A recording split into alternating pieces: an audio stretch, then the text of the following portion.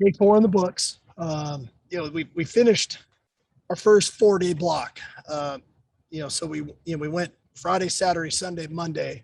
We're going to take tomorrow as a day off, and then we'll go Wednesday, Thursday, Friday, scrimmage Saturday. Then we'll take Sunday off. So we kind of went in 2 4-block segments to kick this thing off in training camp. I thought, quite frankly, we've got a lot of football in on both sides of the ball. And I give the guys a lot of credit for really trying to do it right. And I thought we saw a really steady diet of improvement. Clearly, the last 2 days were in shoulder pads and helmets. So there was a level of physicality that I thought got increased. I thought early on, especially in pads, the defense was definitely kind of ahead of the offense.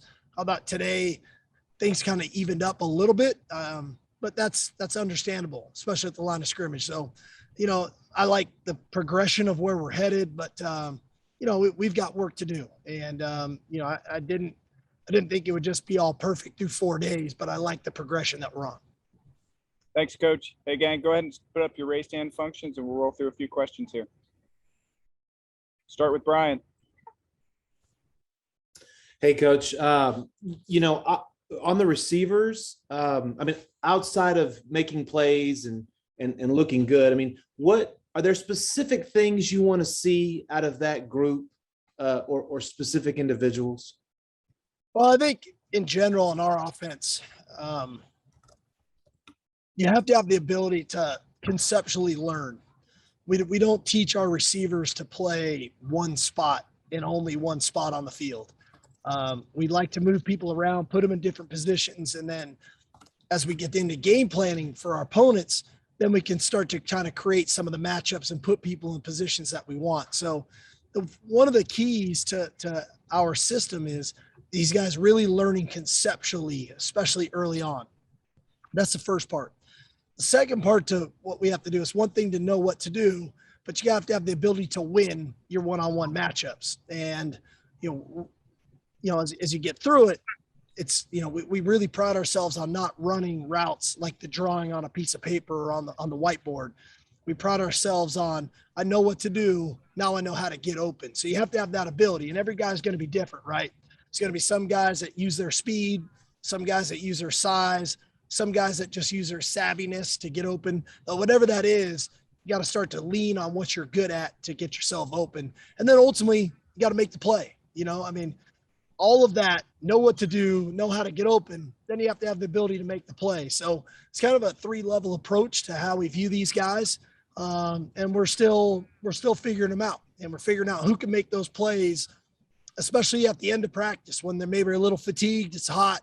Who can really still focus and make those plays at the critical moments. Hey, gang, we got several questions, so keep it to one each. Chip, go ahead. Steve, what's the toughest quarterback decision you've had to make as a head coach in the past? And is this one feeling like it could be in contention? Probably as a head coach, this would be the toughest one. In my career, we had a really tough one early on. When Carson Palmer got done playing at USC, we had a pretty good battle on our hands with Matt Castle and Matt Leinart. And Matt Castle was a year ahead of him, a little more experienced. Matt Leinart was coming up, and that was a tough call. And in the end, Leinart ended up being named the starter. But we really prided ourselves on the development of Matt Castle. He never started a game for us and still got drafted in the NFL draft by the New England Patriots and went on to have a really long career. So this one's a tough one because both guys, like I said, and I had a feeling this would happen. Both Casey and Hudson, neither of them are making it easy. They're both playing well. They're both improving. They're both trying to do the things we're asking them to do. And that's what I hope for. I wanted them to make it hard on us, and they're doing just that. Nick, go ahead. Hey, Steve. Troy Omeire, obviously a guy that missed all last year and was a little bit limited during the spring. Just wanted to ask, what kind of progress you've seen from him, and then, what you've learned about him, one, on the field, and then two, off the field. I think Troy is obviously, we see the physical characteristics, right? He's tall, he's physical. I think getting back into playing football is really important for him, and understanding kind of the mental toughness that's needed on top of, even though you're a wide receiver, because, you guys have heard me more than once say, we don't run one route or 1-2 routes and then just rotate people for the sake of rotating. And so that level of perseverance, that level of mental focus and toughness that's needed moving forward, we definitely see the flashes in him. And now we're just fighting for that consistency. And I know he is too. He's fighting for that consistency, but that's going to be the key component for him. And then ultimately, when guys get injured and guys are coming off of a significant injury like he is coming off of an ACL, the body can recover and you can get healthy, but the mind sometimes can talk you into, am I or am I not? And so I think he knows his knee's healthy. Now he's got to start to remove the doubt, and that's all part of the process, which is not abnormal to him. That's pretty normal for this process. It's just starting to overcome those things. And so I thought he has steadily improved, and we just got to continue on the path that he's on. Rob, go ahead. Hey, Sark, I know we don't get to see a lot of practice, but just seeing Jatavian Sanders in person, he looks like a load. I'm just kind of curious the initial impression you're getting from him and kind of what you can expect him to do in the offense in the early going. Oh, he's obviously a physical kid for a true freshman, right? 255, 260-pound tight end. He's athletic. One thing that can hurt a guy early on is, we're trying to be physical, we're trying to play fast and play aggressively and all those things. But as the installs add up, right, we've got 4 days of installation, that can start to slow you down. That can start to create some hesitation. So where he's at is probably there's a level of hesitation in his game that he will overcome, right? We want him to overcome it as soon as possible. I know he does too, but that's just coming with understanding. And what am I supposed to do on every play, where I'm at, do it fast, do it aggressively. And you see the flashes, and then you see moments of uncertainty. So we just got to overcome that. But hey, he's a true freshman. He's had 4 college practices. And so he's got a very bright future ahead of him. We all want him to get there as fast as possible. Roger, you're up. Coach, these first 4, I'm sure it's like kind of an avalanche for these kids. How important is this one day, a little mental break? I know you'll still be doing football things and then kind of getting into that, that next phase of training camp and see who responds. I think it's important. We pushed him pretty hard here for 4 days, and that's training camp. I mean, I think it is what it is. I think you have to develop the mental and physical toughness needed to be successful on Saturdays. But I also know these days off are vitally important. Like for us tomorrow, it's a total recovery day. We really aren't even doing anything football with them tomorrow. It's all about their recovery, and so that they can get their bodies back to where they want it. Because 4 days in, everybody's dealing with something at this point. Everybody's got a bump or a bruise or a tweak or something, right? So as best as we can get their bodies back so we can have another really good 4-day block is going to be important for us. Chuck, go ahead. Yeah, Steve, you talked about the 4 days of installs and the recognition on the part of the players. I was just curious, at what point in the process do you want this to be just second nature to the guys? Like they've been playing this for weeks, if not months. Are you expecting that at some point early in training camp, or what timeline are you looking at? Well, I think everybody's at varying stages, right? I mean, you have the guys that were here since January with us. You have the guys that just showed up in June. So everybody's at a little bit of a varying stage. Sometimes the game comes a little quicker to some guys than others. So I don't know if we're all going to be at just one same spot all the time. Our job as coaches is to recognize who is where in the process and making sure as we get closer to the ball game that we're putting the guys in position to be successful. For some guys, that may be the totality of everything that we've done. For other guys, that may be a portion of it. But if they go in, we are going to utilize them in that portion of the things that we do. And I think that's the key component to our process. Now, if I can get the entire team feeling great by the first ball game or the week of the first game, that would be ideal. But realistically speaking, that's probably not going to happen. So we have to identify the things that each individual does really well, so that if their number does get called on to go in a ball game, that we put them in position to have success, so that they can gain confidence in themselves, so that we can gain confidence in them as a staff, and so that their teammates have confidence in them. And then with that confidence, then they'll start to put more things in their toolkit that they do well, and that'll expand their role and their opportunities as they come. So that's kind of a philosophical approach, but realistically, by the time we start game planning for Louisiana, we got to make sure the majority of our team has a really good understanding of what we're trying to do. Hey, Sam, go ahead. I think we lost Kirk. Hey, Steve, I've heard you mention Luke Brockemeyer's name a lot, both during the spring and in the lead up to training camp. I'm curious what he's shown you so far out there. You know, he just kind of knows what to do. He trusts his instincts and he plays. You know, I think the one thing about Luke is, you know, he doesn't hold himself back. He goes for it. And that's a great trait to have as a player. You put in your preparation, right, mentally, you put in your preparation physically, you take the field, and then you trust that preparation and you go cut it loose. That's probably the biggest attribute he has. He plays smart. He trusts his instincts. He trusts his preparation, and he just goes and plays. And ultimately, he makes plays because of that. He plays really fast. And, you know, I think that's kind of what you want in a middle linebacker. That's a pretty good trait to have. Cedric, go ahead. Hey, Steve, Derek Kerstetter came back from that gruesome injury, and he's back and he's feeling good. Has he cut it loose, or is there a little hesitation? Because anyone who saw that injury could understand if there were, you know, maybe a little hesitation early on in this process. I'll be honest with you, Cedric. I have seen no hesitation out of this guy.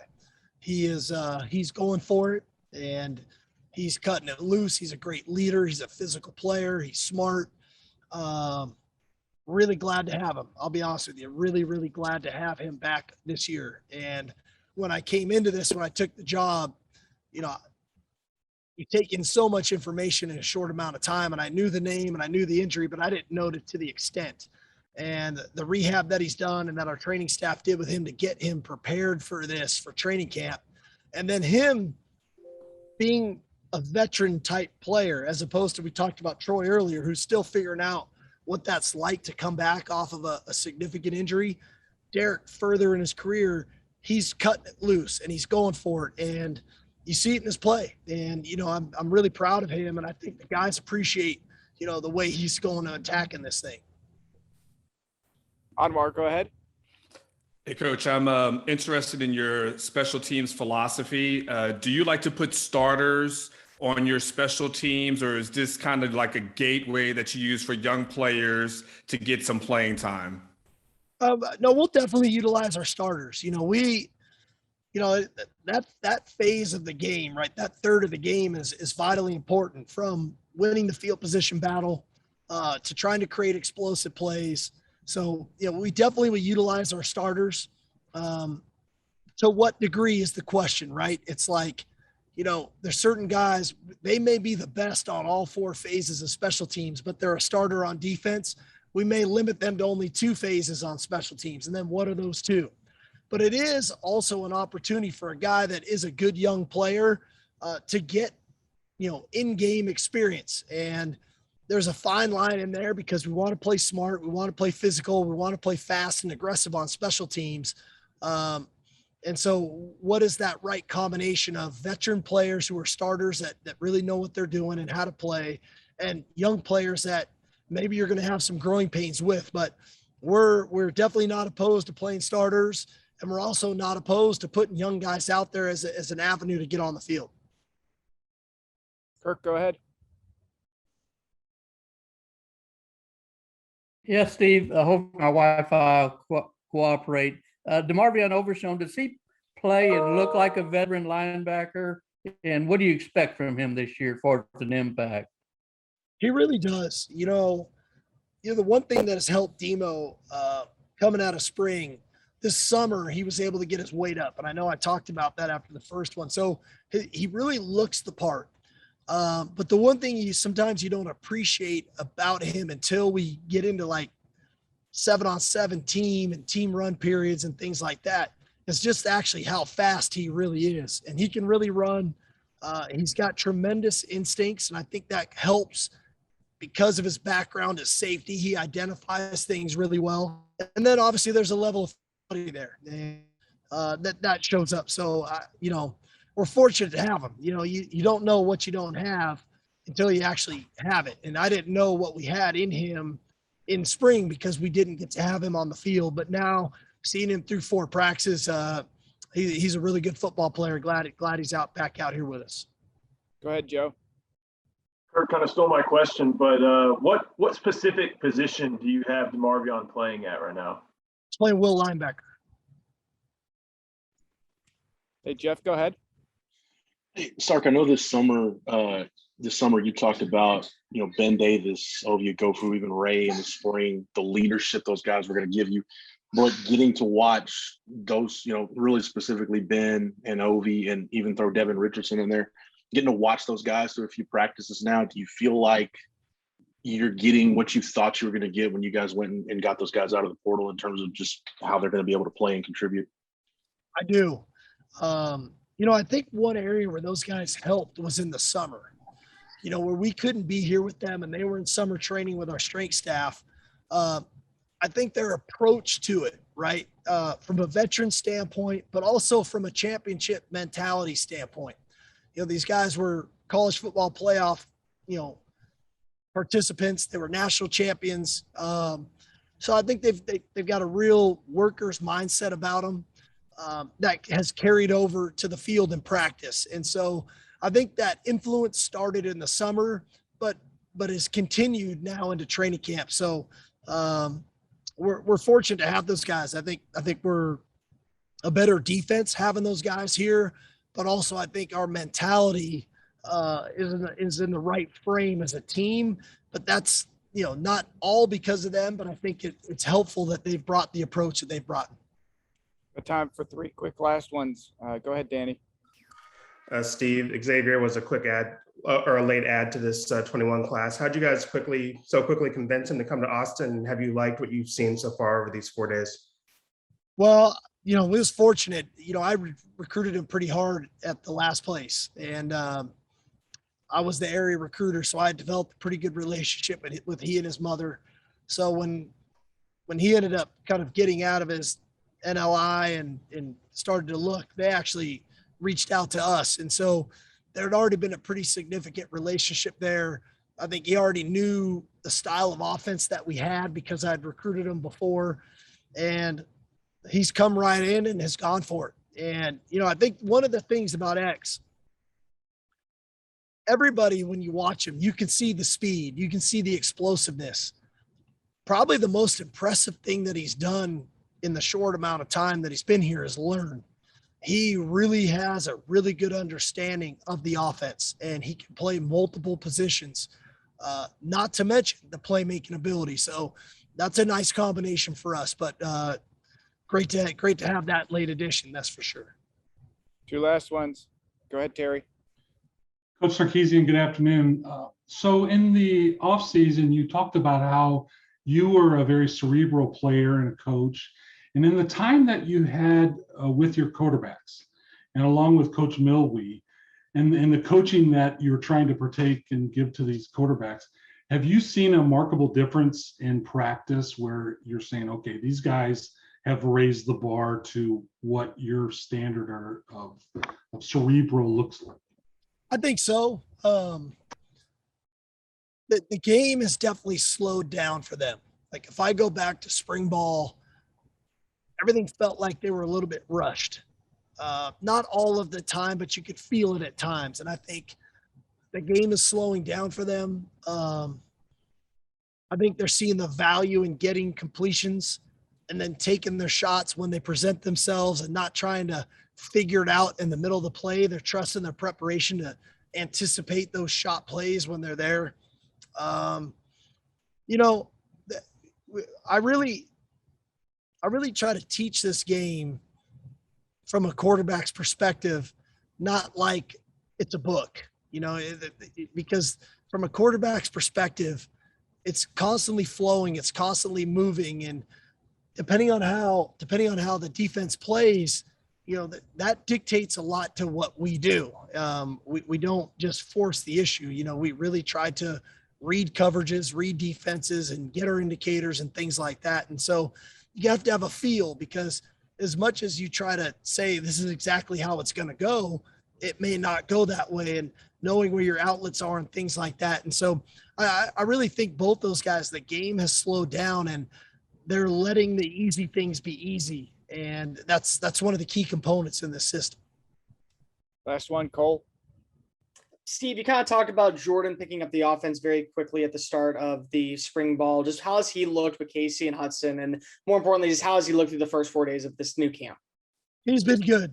Jordan, he's obviously a physical guy for a wide receiver. And, he definitely has a worker's mentality. He's a grinder. He's blue collar. He's tough nose. And those are all great traits to have at that position. But the understanding of the offense gives him a lot of versatility. And, I probably saw 3 different styles of plays out of him today, whether it's a perimeter play, whether it was a block, whether it was a critical third down reception. It's all those things where you feel like you can really count on him. And that's a great trait to have as a wide receiver, that knowing you can count on a guy. And, I think that he's earning that and has definitely started that in spring and even through the first 4 days, that he's earning a lot of trust of, I think, the coaches and then obviously the quarterbacks.